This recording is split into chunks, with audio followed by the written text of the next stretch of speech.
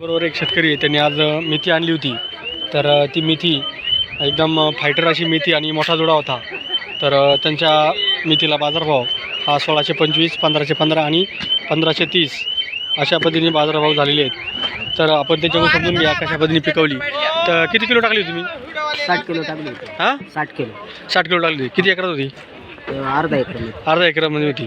आज किती जोडा आणला तुम्ही आज 2,500 आणले. टोटल? अजून शेतात आहे की शिल्लक? आहे शिल्लक अजून. किती असं शिल्लक? अजून 1500 निघाल.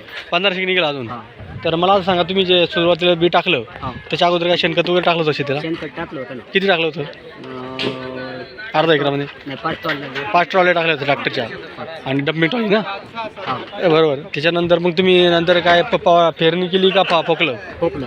फोकलं आणि फोकल्यानंतर काय उतार होता ना थोडा, तर कमी मर झाली का? मर नंतर पाऊस झाल्यावर मर झाली. मर झाली.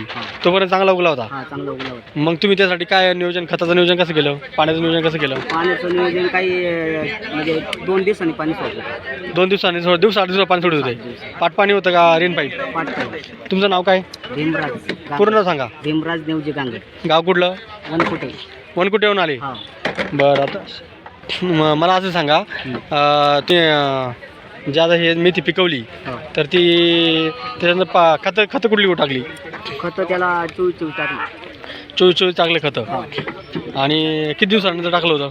24 पेरणीनंतर टाकलं होतं. हां फोकाच्या वेळेस टाकलं होतं. पकडा. त्याच्यानंतर नाही टाकलं परत? त्याच्यानंतर मग थोडं 19 पाणी वाटतं. किती दिवसांनी? त्याला 10 दिवसांनी. 10 दिवसांनी टाकलं. हां बरं. मग मला सांगा, त्याच्यानंतर फवारणी वगैरे काय केलं का? फवारणी बुरशीनाशक केली. किती दिवसांनी केली? बुरशीनाशक 5 दिवसांनी पहिली बुरशीनाशक फवारणी केली. 5 दिवसानंतर केली. एक फवारणी केली आणि एक पाण्यातून सोडली. एक पाण्याचं अशा पद्धतीने केली आहे. त्याच्यानंतर मग जे आता तुम्ही जे बाजारभाव झालात हां त्याबाबत तुम्हाला कसं वाटतंय? बाजारभाव चांगले भेटला आम्हाला. तुम्हाला काय अपेक्षा होती? काय अपेक्षित तसं आमचं काय होतं 15च्या आसपास गेली म्हणजे चांगलं. चांगलं होईल. हां बरं. आता तुम्हाला आजच्या आणि उद्या तुम्ही घेऊन येणार परत ना? हा उद्या येणार आहे. बरं. आपण आता उद्या जमा खर्च काढू. हो किती खर्च झाला, किती पैसे आपल्याला मिळाले. हो आपण बाकी शेतकऱ्यांना म्हणा, आता मला सांगा, बाकी शेतकरी जे आहेत आपले, हां त्यांनी कशा पद्धतीनं मेथी पिकावी आणि ते आळे येऊ नये म्हणून त्यासाठी काय करावं? आळाईसाठी काय होतं उन्हाळ्यात हां. उष्णता असते ना, आळाईसाठी लई प्रयत्न करावा लागतात. हां काय करावं होतं? जवळपास 3 फवारण्या करावं लागतात. 3 फवारण्या. कुठलं औषध टाकायचं माहिती आहे तुम्हाला? आम्ही शेवटला तसं कोराजीन वापरतो. कोराजीन वापरलं आळीसाठी? आळाईसाठी. बरं. बाकी शेतकऱ्यांनी काय नियोजन करावं असं तुम्हाला वाटतं?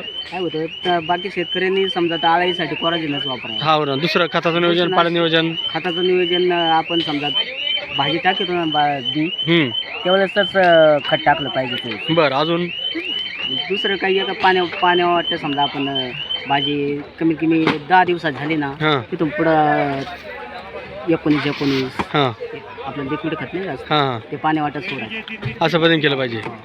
तर मित्रांनो, आपल्याबरोबर हे वनकुटे शेतकरी होती. त्यांनी एकदम असा फायटर अशी मेथी पिकवली आणि 3 वकलं त्यांच्याजवळ 2,500 मेथीचा जोडा ते घेऊन आले. तर त्यांना बाजारभाव समाधानकारक झालेत. धन्यवाद. चाल.